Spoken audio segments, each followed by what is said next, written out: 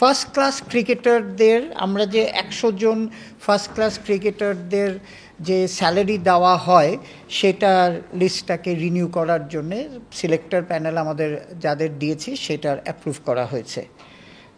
তারপরে আপনার extension of employment of team coach Shahed Mahmud spin bowling coach game ডেভেলপমেন্টের তার 6 মাসের এক্সটেনশন করা হয়েছে।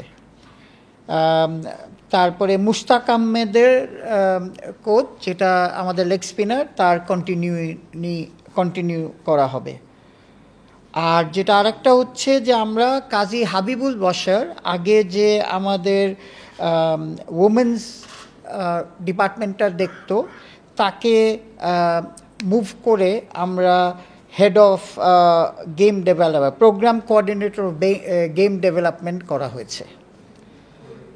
আর আরেকটা হচ্ছে যে আরেকজন আমরা Fouzia Huda strength and conditioning coach Bangladesh women's national টিমের জন্যে 6 মান্থের জন্য অ্যাপয়েন্টমেন্ট করা হয়েছে, তাকে দেখা হবে তারপরে যদি ইয়ে হয়।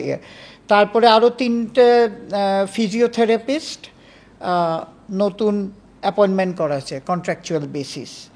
আমরা কিছু আমাদের মেডিকেল ডিপার্টমেন্টের এইসব ফিজিওথেরাপিস্ট এবং আদারদের তাদের ক্যাপাবিলিটি ইমপ্রুভ করার জন্য আমরা তাদের ফরেনে ট্রেনিং করার জন্য পাঠাবো, সেটাও অ্যাপ্রুভাল হয়েছে। আরেকটা ইয়ে হয়েছে যে আপনার আপনারা জানেন যে একটা সার্কুলার হয়েছে ফ্রম গভর্নমেন্ট, হ্যাঁ, সেটার পরিপ্রেক্ষিতে আমরা শেখ হাসিনা স্টেডিয়ামের নাম চেঞ্জ করে